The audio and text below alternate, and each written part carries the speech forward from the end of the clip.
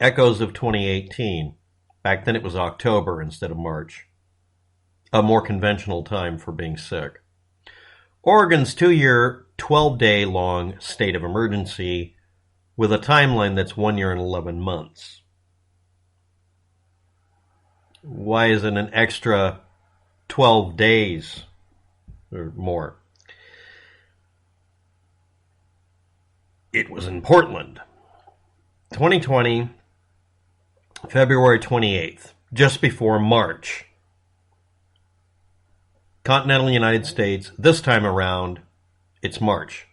Back in 1918, it was October when this hit the fan in Portland. I'm using it as a reference point for the entire state because a concentrated population for this sort of horrible attack on America's, frontal attack on our enemy rear or whatever. It's going to show up in an area with a concentrated population first. Right? Anyway, a little less than a month later, statewide stay-at-home law. $1,000 fine or more, 30-day jail time, Class C misdemeanor. Only applied if you simply refused to do the rules.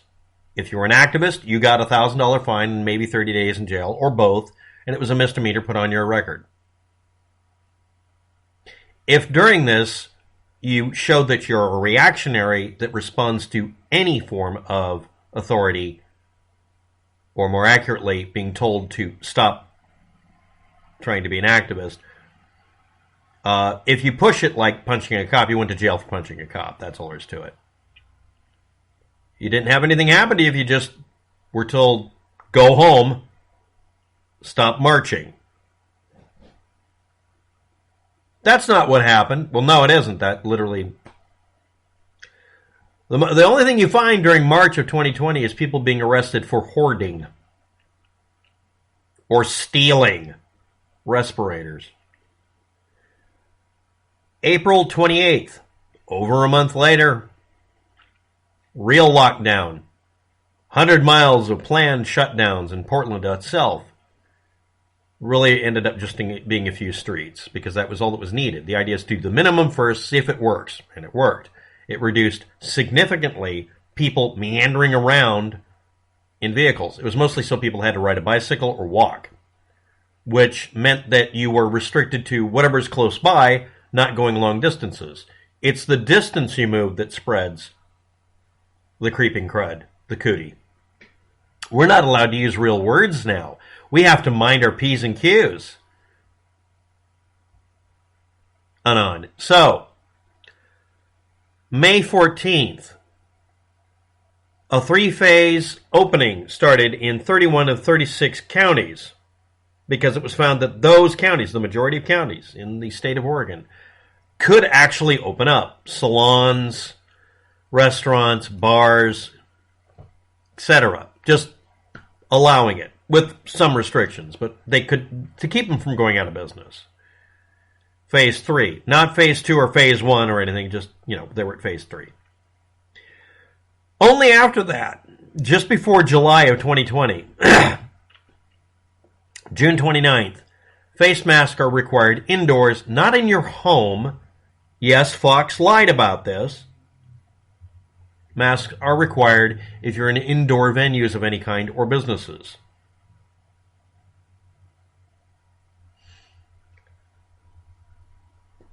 2020,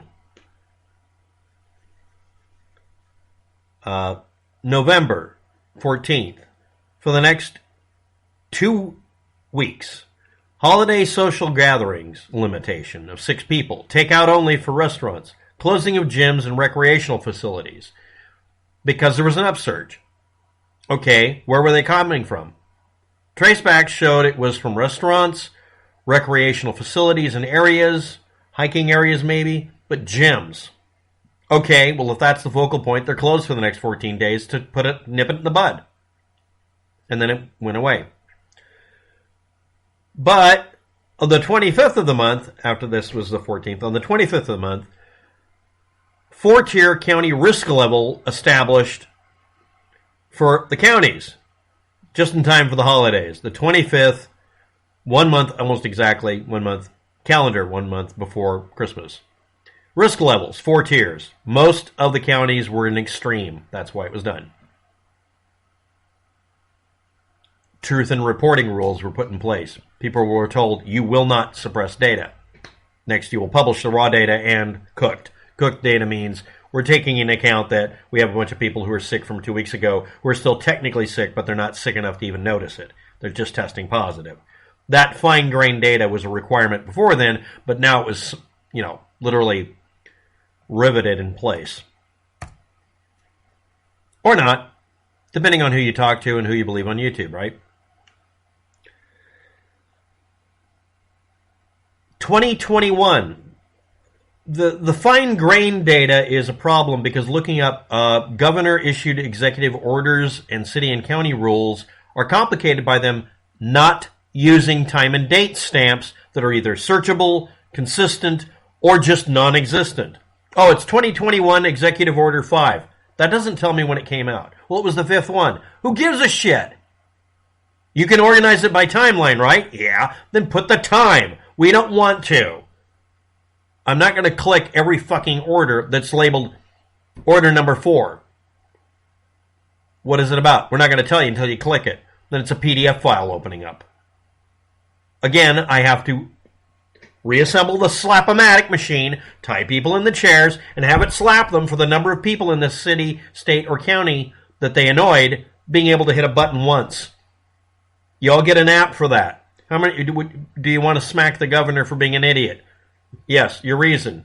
Not giving the time and date stamp. That's valid. Bang. If there's anything but a liquid puddle afterwards for smacking people for being stupid. But then again, I'd have to be put in the slap-o-matic too, wouldn't I? So would you. Anyway, slap-o-matic would have resulted in a liquid bottle. Just bile. Anyway. Literally 6 months later or more. 2021, June 30th, almost July. Most governor-issued executive orders are rescinded. This is after 66 weeks. A year and 3 months. That's how long most of these rules and regulations were done. The declaration of state of emergency is still in place, but virtually everything is done. Most of the rules are just gone. That was, months ago. Let's see.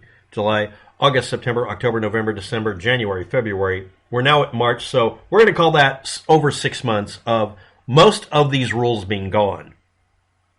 The draconian, neo-Nazi, goose-stepping, total lockdown of the state of... No. Individual counties and cities still have these in place or not.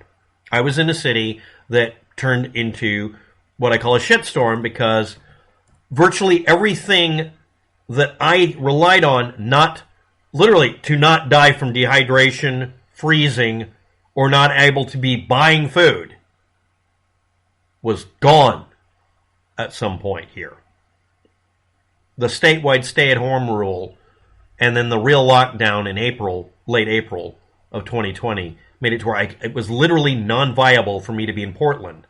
Because they were talking about shutting down 100 miles of streets minimum. And then they broke it down to only certain sections need to be shut down because that has the effect of making people think, maybe I shouldn't go so far. I can just go to the local store. Buy local, not big chain store. This was actually a bias that was put in because it really would reduce point-to-point spread. Creeping crud, the flu, whatever. That really did work. By making it to where you went, literally it's... God, what is my orientation? What is your orientation? Orienting, where's my compass? That way, 2,000 feet is a store I go to several times a day. If I was not restricted, because I'm not on a bicycle even, mass transit was shut down when I got here to this new part of the state of Oregon that I'm staying at. Maybe I would have gone to the mall. Well, the mall isn't any cheaper.